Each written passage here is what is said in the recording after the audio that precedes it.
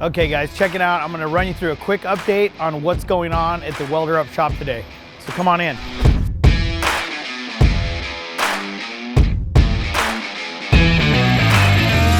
So one of the projects we're working on today is Little Joe. We put a new radiator in it, something a little bit better than the old one that was in it. We're gonna lower the radiator a little bit so it kind of fits with the cowl. It's a little high right now. We're gonna do an air to water intercooler on this thing because we just don't have any real estate for an intercooler anymore.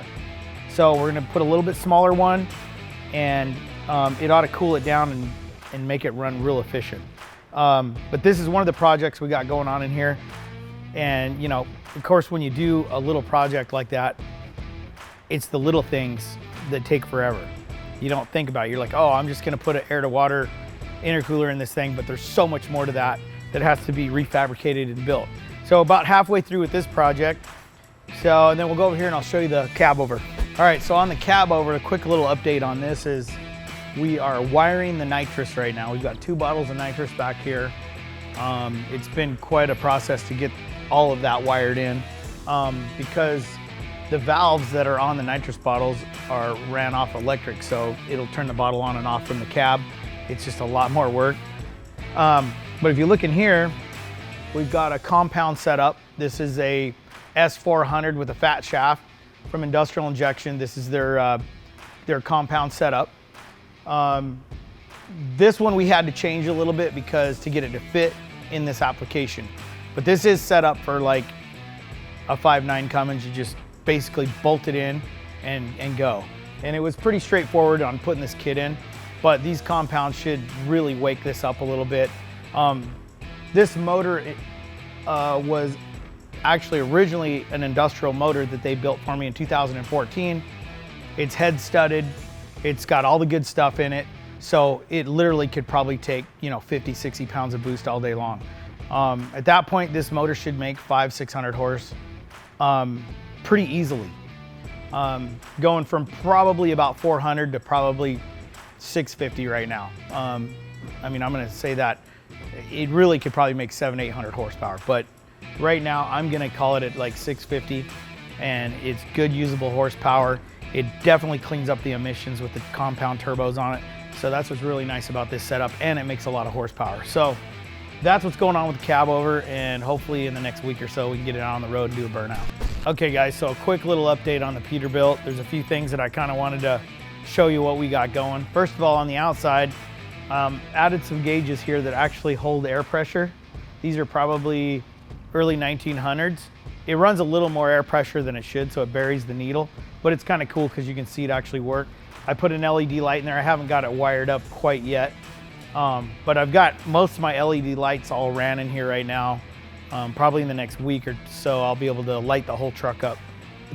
These light up here. These are gonna light up underneath the engine bay, underneath the truck. I've got skirts here that I'm still trying to get done. I did add these hinges, so I don't know if you can really see them because they're kind of dark with the truck, but metal hinges were kind of just hand drawn. These were hand drawn and then just kind of cut out on a table, hammered the edges on it, and of course, looks all riveted on. These are all done on, so they look like basically like an old hinge on a door. Okay. As far as the inside goes, what I'm working on right now is the door panels. I'm actually probably going to install some of the door panels today. These are the leather tops of the door panel that my buddy Alex did for me. He always does all my leather work, and I've got like some money and poker chips, a little bit of Sin City, some Vegas stuff. I like to always run Vegas stuff in my builds. I mean, I'm a native. I was born in Las Vegas, so it's kind of part of my life is the Sin City feel, and that's kind of what he put in here. And it's got the rivets. It's got a little bunch of rivets in here, and then some turquoise to kind of pop it. But this will go up here when I get ready to put it in. It'll kind of go on there like that. And that'll be the top part of that. And then this one here is the door panel, which I still need to add some stuff to it, but this will go under it. That'll be the door panel. And then I'm gonna probably do the seats. I'm gonna do the seats all kind of the same thing. This one right here, I'm just gonna have it redone. It's got green in it now, but it'll be all ostrich skin too. I did put a pump shotgun. It's actually an old shotgun that I've had for seriously 30 years, maybe 40, I don't know. I took the butt off it and fabbed it into the shifter so I can run. I've got my 2 air switches on it so I can run the overdrive and the transmission, and I can run the splitter on it. So that's in and pretty close to being done. I just got to get a boot around the shifter to look cool. And then the inside, what I've got going in here is you can basically buy little slats of barnwood from like Home Depot or Lowe's. And I bought a bunch of their little slats. Did the whole interior in wood. There's gonna be a 40-inch screen TV back in this corner over here. And I pre-run power in it for my stereo system. There'll be 4 12-inch subwoofers, some amps. It'll have a hell of a sound system in it. I'm gonna build a wraparound chair in here with a table, and then I can take the table and collapse it down and make a bed. So I can still sleep in the truck if I want to. But that was a ton of work. Cutting all them pieces of wood, putting it all in there. I had to build a back structure inside the sleeper, glued in basically, so I could nail all my wood too. So it was a lot of work to do it, but it's gonna look good. Once I get done decorating the inside, it'll look really badass. The other cool thing, so we got this bed working, and I'll fire the truck up, I'll run it back, tilt the bed up so you can see it. That was a lot of work, a lot of work. That bed came off a complete different truck, so it was a lot of work to get it to fit on this one. But it's on, it's great. It's actually gonna work really good. So let me fire this thing up really quick so you can see the bed work.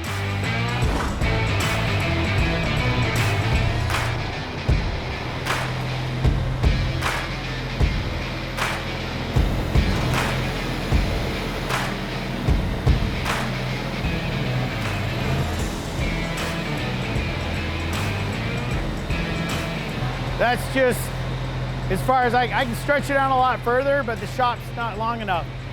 But that's pretty much it. It does work. The winch works on it now. All the hydraulics, it's coming along. Okay, so here at WelderUp today, that's pretty much what's going on. I mean, these are all projects that have been going on for the last couple of months, but we're getting close to the end. So hopefully within the next few weeks, we'll be out on the road driving these things around. I definitely like to get my truck out.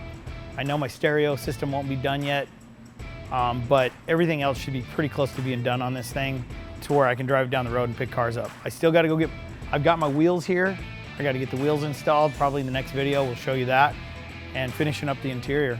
That's a lot of it. The cab over, we just got a little bit of wiring to still do on it and get this thing out on the road and drive it. We're getting some interior work done, and that's taking a little bit of time, but when this is all done, we'll have it out on the road probably in the next couple weeks. So hopefully we'll see you out there on the road.